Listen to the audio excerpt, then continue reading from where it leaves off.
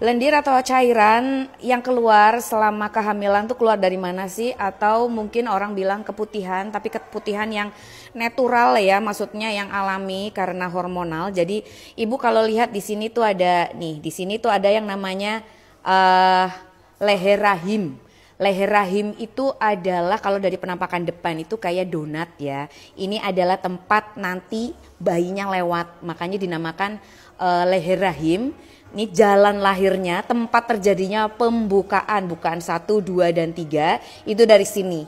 Mukus plak gitu ya, yang namanya mukus plak sumbat rahim yang lendir kental banget itu tuh nyumbat di tengah-tengah ini Bu, ini bolongannya Bu.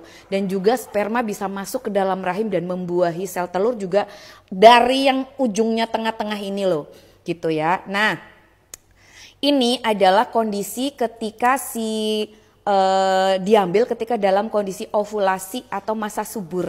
Nah, ketika masa subur dari dalam vagina ibu itu biasanya muncul yang namanya cairan, diproduksi cairan. Cairannya kan khas ya. Kalau masa subur di keluar cairan tuh kalau dibuka kayak gini dia itu memanjang ya. Jadi kayak ada talinya ya. Jadi itu memang kondisi yang normal. Jadi dia bentuknya bening, bahkan ada kadang-kadang ada putihnya.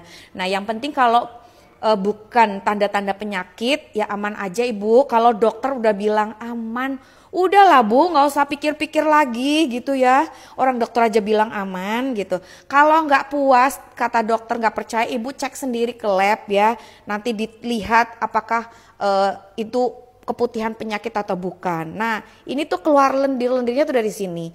Nah, ketika ibu hamil kemudian trimester ketiga di 30 ke atas, kalau misalnya muncul lebih banyak cairan ya, aku udah jelasin sebelumnya itu leukopenia itu karena faktor hormonal. Ini juga keluarnya dari sini. Kemudian ini yang sekelilingnya ini adalah dinding vagina. Dari situ juga keluar Bu, gitu ya.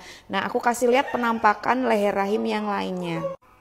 Nah, kayak gini nih ya, nggak boleh jijik Bu, ini kan kita juga sebagai wanita kalau yang subur itu juga kayak gini kondisinya ya. Jadi ada putih-putih sedikit gitu. Selama ini bukan yang penyakit itu ibu nggak usah khawatir gitu ya. Kemudian aku mau kasih lihat juga contoh-contoh yang lain, bentuk-bentuknya lain. Ini kalau dari depan ini leher rahim tuh kayak donat ya, kayak donat ya.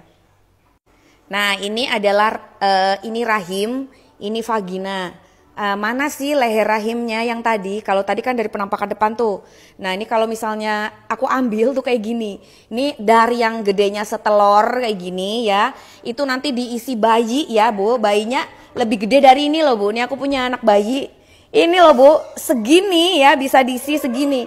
Ini tuh paling beratnya 2,3 kilo lah kurang lebih lah dengan ukuran segini. Ini belum nyampe 3 kilo ini untuk segini. Tuh luar biasa banget kan. Leher rahim di mana? Ayo kita belah. Nah, leher rahim itu dari sini Bu. Nih, lihat kan penampakannya tuh di sini. Nah, di sini tuh letak mucus plaknya tuh di sini. Nanti dia yang luruh. Bayi itu nanti gedenya di sini. Ya, ini mukus plak di sini. Kalau kita ngelihat tadi tuh lokasinya dilihat dari sini. Dikasih cocor bebek, dibuka, terus kelihatinya dari bawah tuh kayak gini. Dilihat dari sini. Itu bentuknya bulat kayak donat kalau aku bilang.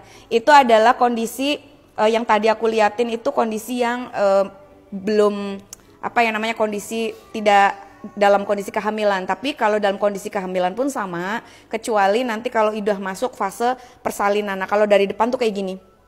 Ya, nah kayak donat. Nah, ini aku punya yang namanya chart dilatasi.